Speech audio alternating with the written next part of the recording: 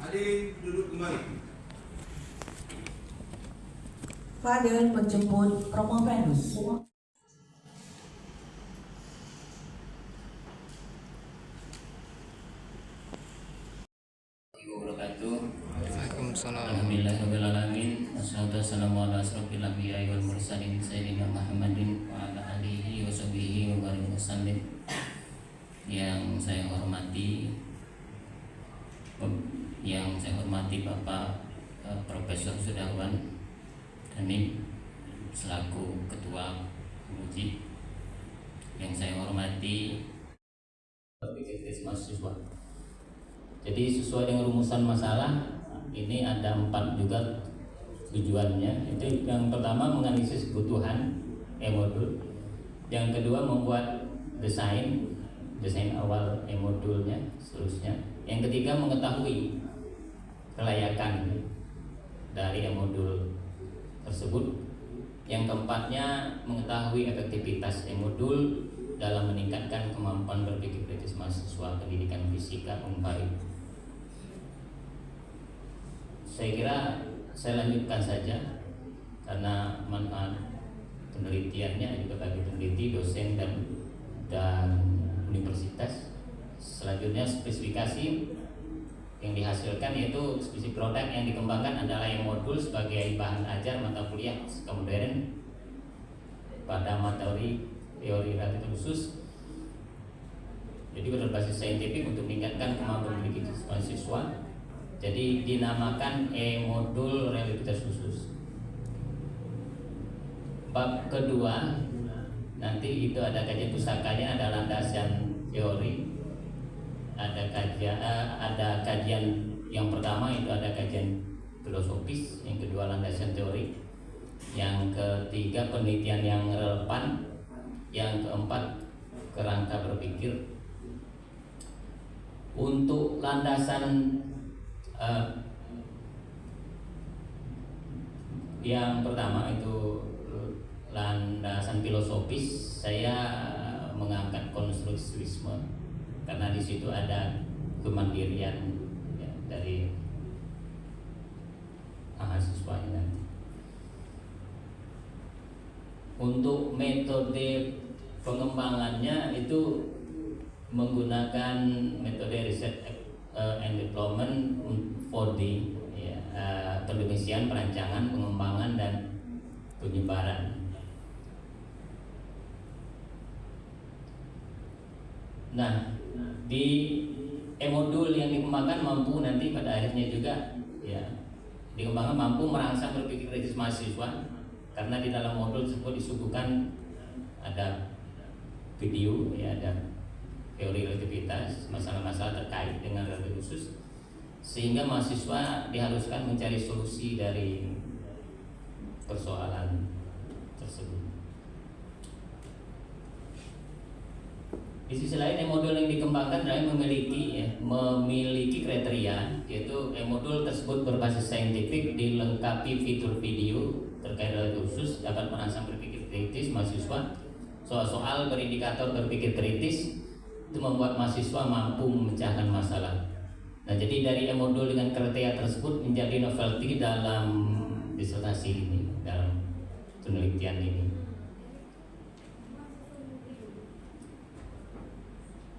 Oke, saya lanjutkan. Untuk proses saintifiknya itu kita memahaminya ada 5M: mengamati, menanya, mengumpulkan informasi, mengolah informasi, dan mengkomunikasikan.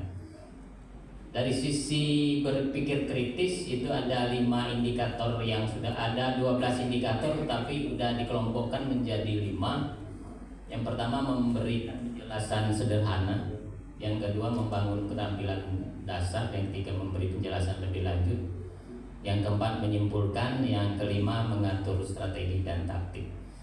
Untuk angket berpikir kritis, kelima indikator ini menjadi indikator yang dimasukkan ke dalam angket berpikir kritis. Untuk soal itu yang 1, 2, 3, 4 yang dimasukkan, yang mengatur strategi dan taktik itu tidak diikut sertakan karena lebih arah ke afektif. Jadi berkemampuan dalam arti nilai hasilnya itu dalam bentuk sikap, jadi tidak dimasukkan, jadi hanya 4. Oke, lanjut. Langkah-langkah saintifik memfasilitasi berpikir kritis. Jadi mengamati itu memfasilitasi, saya singkat saja, KBK. Jadi kemampuan berpikir kritis maksudnya itu membangun keterampilan dasar. Yang kedua, menanya itu memfasilitasi indikator, memberi penjelasan sederhana. Yang ketiga, mengumpulkan informasi, memfasilitasi, memberi penjelasan lebih lanjut. Yang keempat, mengolah informasi itu memfasilitasi, menyimpulkan. Yang kelima, mengkomunikasikan, memfasilitasi indikator, mengatur strategi dan taktik. Tergolong sangat valid dan praktis, jadi bisa digunakan. Yang keempat, yang modul basis saintifik pada teori universitas efektif untuk meningkatkan kemampuan berpikir kritis mahasiswa. Implikasi, nah ini mohon maaf yang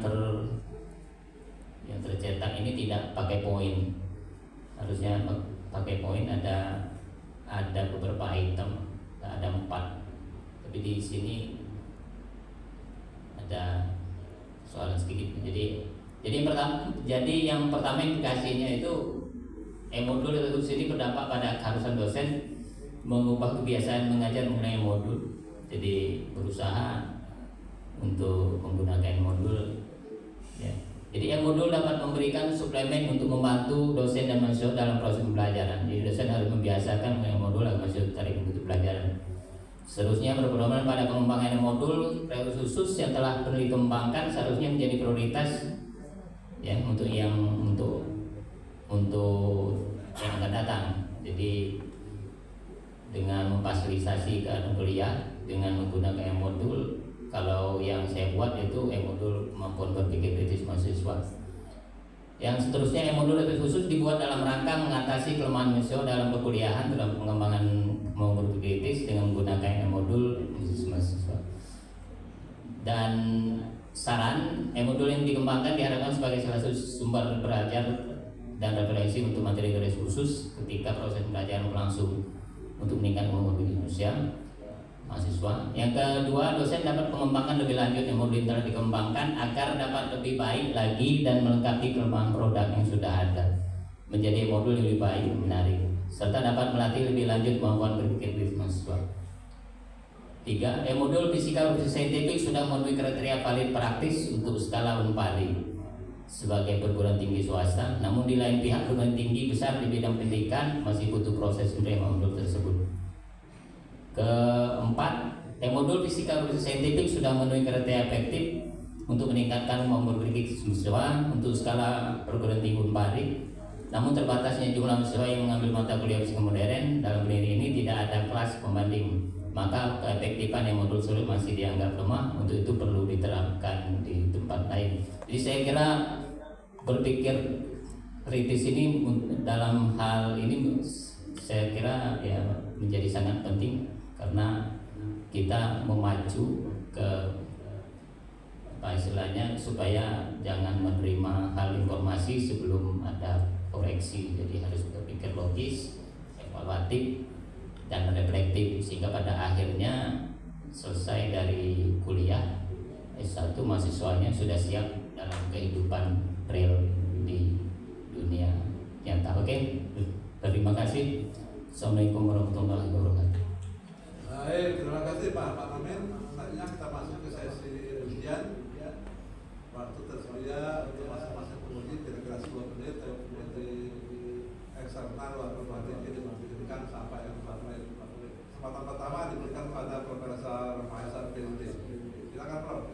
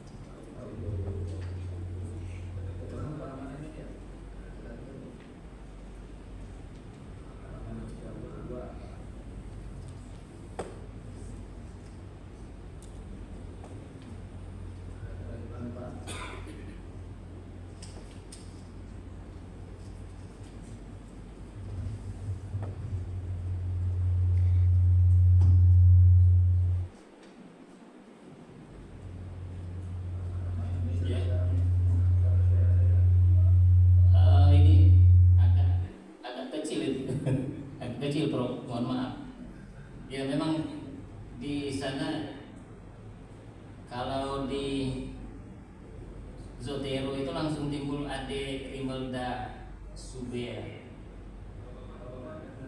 Iya, menggunakan Zotero. Ya.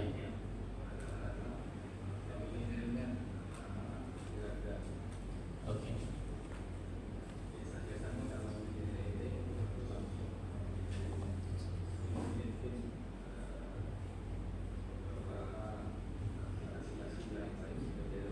Ada perlakuan itu saran. Kemudian ini terkait dengan batasan masalah yang Bapak sebutkan bahwa belum dikembangkannya bahan ajar berupa modul aktivitas khusus membuat negatif tertarik untuk mengembangkan produk.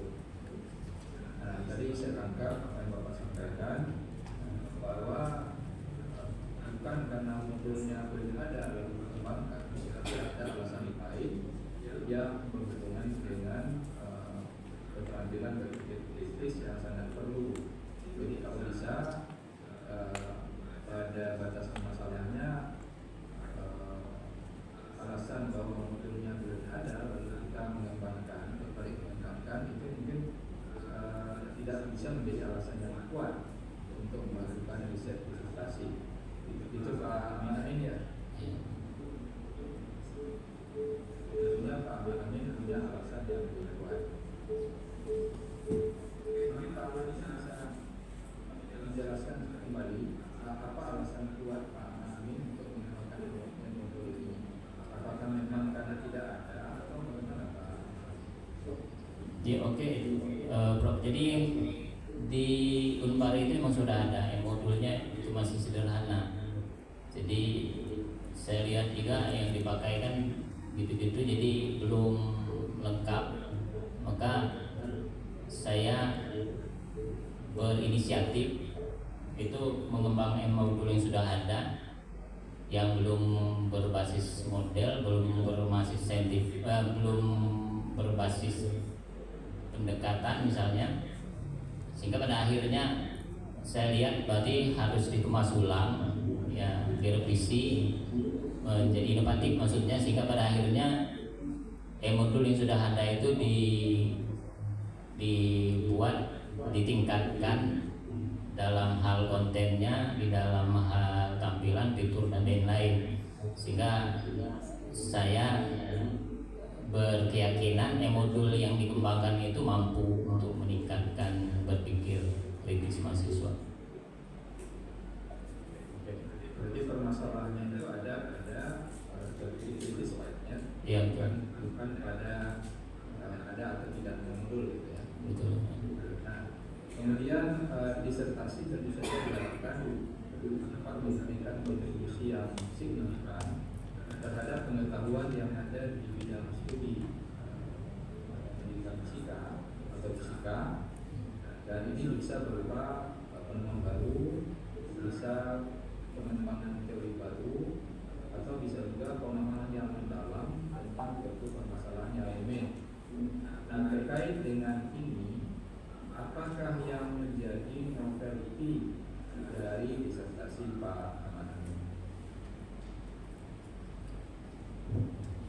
Oke, yang pertama itu Prof. Jadi menurut hemat saya itu karena modul yang saya kembangkan itu ya memang saya cek juga di internet memang belum ada. Jadi dengan kata lain modul yang dibuat itu dikemas sedemikian rupa dengan karakteristiknya. Yang pertama modul itu modul yang dibuat itu berbasis saintifik. Yang kedua, menurut hemat saya itu dapat merangsang berpikir kritis. Soal-soal juga berindikator berpikir kritis, itu membuat mahasiswa mampu memecahkan masalah dan menggunakan fitur video realitas khusus, sehingga menurut saya itulah novelty yang saya temukan, atau dengan kata lain yang didapatkan dari disertasi ini. Oke, Prof. Nah, saya melihat ada empat buah tujuan penelitian. Nah, bagaimana metode mencapai sejak tujuan? Hanya tujuan nomor 1, metodenya bagaimana, nomor 2, bagaimana?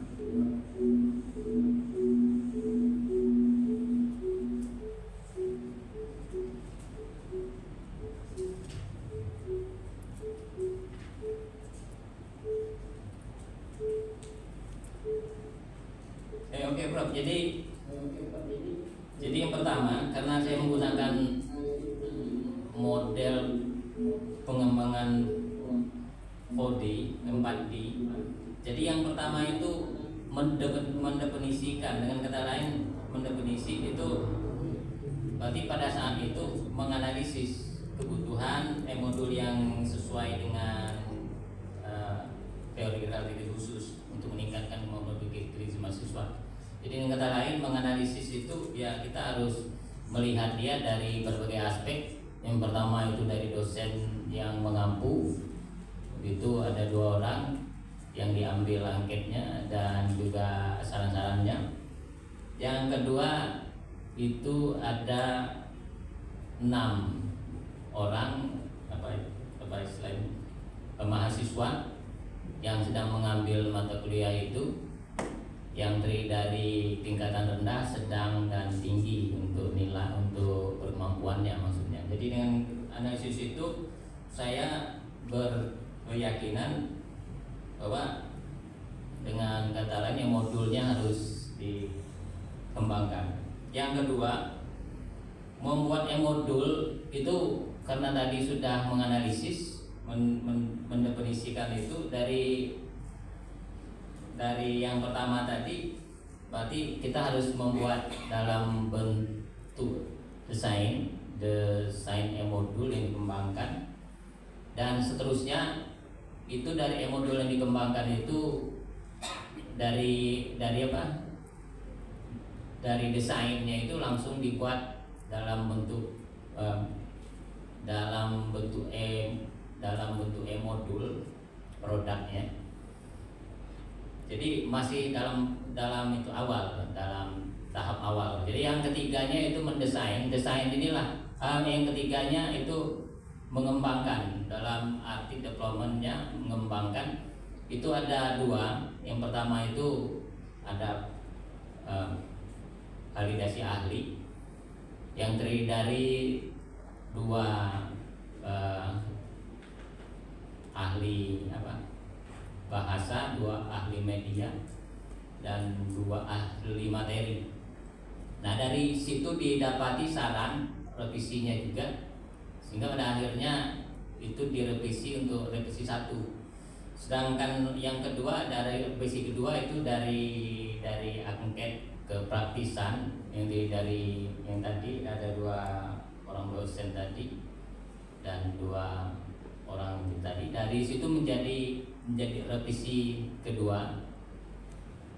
Selanjutnya dari revisi kedua itu saya anggap sebagai produk akhir yang siap digunakan. Jadi pada langkah keempat, menyebarluaskan itu menggunakan modul dalam skala terbatas, karena saya anggap skala terbatas karena dalam satu lokal belum digunakan di universitas lain. Jadi dari situ yang pertama itu diadakan pretest, digunakan untuk melihat awal, dengan kata lain sebagaimana kita ingin melihat kemampuan berpikir kritis mahasiswa. Jadi harus ada istilahnya standar awalnya, itu menggunakan pretest. Nah, di situ didapati nilainya yang rendah, sehingga dilakukan treatment sebanyak 4 kali dan dilanjutkan dengan yang terakhirnya ada post test. Nah, dari hasil post test itu nampak ada nilai signifikan berubah. Dengan kata lain, kalau menggunakan analisisnya itu menggunakan engine, itu dilihat ada peningkatan sebesar yang tertulis tadi, sehingga terkategori peningkatannya sedang, jadi untuk skala sedang. Jadi ada 4 macam itu, dan pada akhirnya menjawab dari rumusan masalah juga, manfaat juga, saya kira sudah ada di dalam itu. Oke, Prof, terima kasih. Ya, jadi Pak Amin kan menggunakan model OD ya. Ya, Prof. Nah, D yang pertama itu Define. Ya. Itu menjadi pertanyaan yang pertama, tujuan pertama gitu ya. Iya, betul. Lalu yang D yang kedua desain. Desain. Jadi tujuan yang kedua. Iya, D betul. yang ketiga develop. Develop ya. Untuk Nah, apakah kelayakan. menjadi tujuan yang ketiga? atau Betul. tidak? Betul. Untuk kelayakannya, Prof. Ya, D yang ketiga itu kan develop. Develop, ya. Menjadi tujuan yang ketiga. Lalu disseminate menjadi tujuan yang keempat. Yang keempat. Atau enggak? Iya, Prof. Betul, Prof. Jadi Pak Amin nanti silakan disebut tadi apakah itu bisa disatukan, misalnya proses bagaimana proses pengembangan dan modul itu menjadi satu tujuan, lalu nanti kelayakan menjadi tujuan yang kedua, lalu efektivitas menjadi tujuan yang ketiga. Oke, lebih ringkas. Nah, berikutnya dari apa yang sudah Pak Amin paparkan di disertasi, saya melihat bahwa semuanya itu data kuanti. Nah, pertanyaannya, apakah tidak ada data kualitatif dalam proses pengembangan itu? Ada nggak data kualitatif itu, Pak? Kalau data kualitatif, karena itu tadi itu mohon maaf Prof, saya tidak menggunakan observer misalnya dalam bentuk apa istilahnya yang dikualitatifkan. Jadi seluruh angket atau dengan kata lain yang data yang dikumpulkan itu memang terkuantisasi. Jadi kebetulan memang terkuantisasi. Jadi di analisis statistik. Dari validator bukan? Saran-saran dari validator apakah bentuknya kuanti juga atau kualitatif? Nah, ini yang saya dapatkan, Bro, karena saran itu lebih ke arah revisi. Kalau memang misalnya itu dianggap sebagai data kualitatif, ya mungkin nanti di disertasi saya ini lagi, Bro, saya lengkapin lagi. Baik. Nah, dari hasil pengujian yang Pak Amin lakukan untuk mendapatkan efektivitas, yaitu melakukan pretest diperoleh nilai 35,67 dan post-test 78,85. Nah, dari angka ini terlihat bahwa cukup besar pengaruh modul. Nah, pertanyaannya, apakah peningkatan angka ini murni hanya karena modul saja atau ada faktor lain?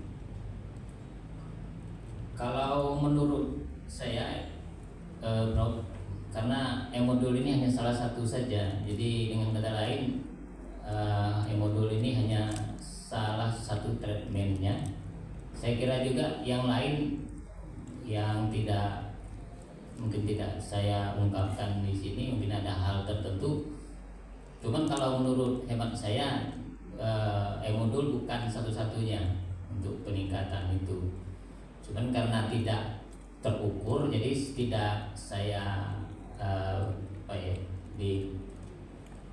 dicantumkan di dalam disertasi ini, Bro. Baik, karena waktu yang diberikan kepada saya sudah melebihi 10 menit, jadi untuk pertanyaan-pertanyaan saya cukupkan saja sampai di situ. Namun saya mau menyampaikan permohonan maaf kepada Profesor Sudarwan Danim sebagai Ketua Penguji.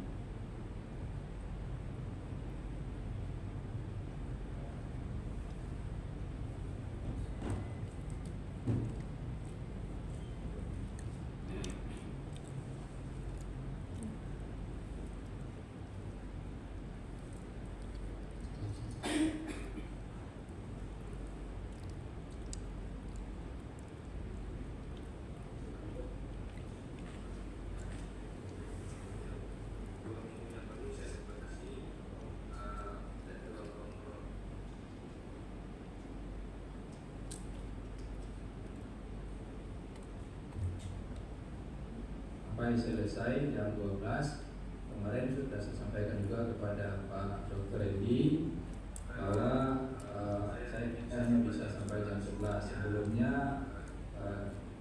saya mendapat undangan jam 9, ternyata jam 10. Pak Prof. Sudarwan tadi sebagai ketua, saya kirimkan nilainya, tapi saya tidak bisa hadir sampai